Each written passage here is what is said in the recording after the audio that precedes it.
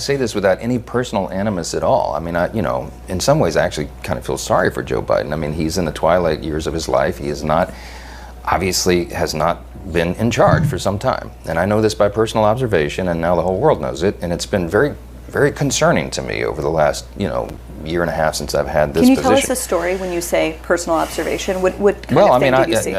It's public now because the Wall Street Journal got it and put it on the front page. But January a year ago, almost exactly a year ago, I had been asked, I became Speaker in October 2023, and there were all sorts of big national security concerns and everything going on, and I started requesting a meeting with the President because, I'm kind of old school, I'm a constitutional law guy. Speaker of the House should be able to talk to the President, especially in times of great national interest and calamity. But they wouldn't let me meet with him, and his staff kept giving me excuses. This went on for like 8 or 9 weeks. I'm sorry, Mr. Speaker, he doesn't have time. What are you talking about? I'm second in line of the presidency. He has time. I need to talk to him. We had, I can't say the classified parts, but we had some big national concerns at the time that I was losing sleep over. Finally, I just went to the Hill Press Corps and I said, the President is not being allowed to meet with the Speaker. There's a problem. So they started putting pressure on him.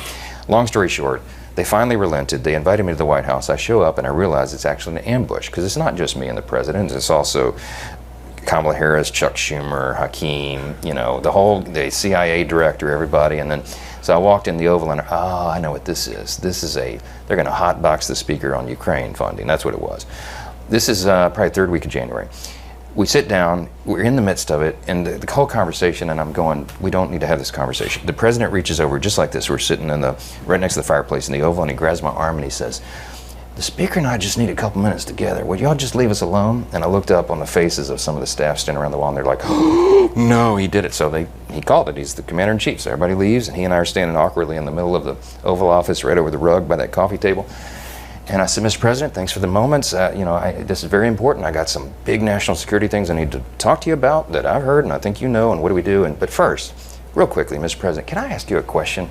I cannot answer this from my constituents in Louisiana. Sir, why did you pause LNG exports to Europe? Like, I don't understand, liquefied natural gas is in great demand by our allies. Why would you do that? Because you understand, we just talked about Ukraine. You understand you're fueling Vladimir Putin's war machine because they got to get their gas from him, And he looks at me, stunned with this, and he said, I didn't do that. And I said, Mr. President, yes, you did. It was an executive order, 3 weeks ago. And he goes, no, I didn't do that. And he's arguing with me. I said, Mr. President, respectfully, could I go out here and ask your secretary to print it out? We'll read it together. You definitely did that. And he goes, oh, you talk about natural gas.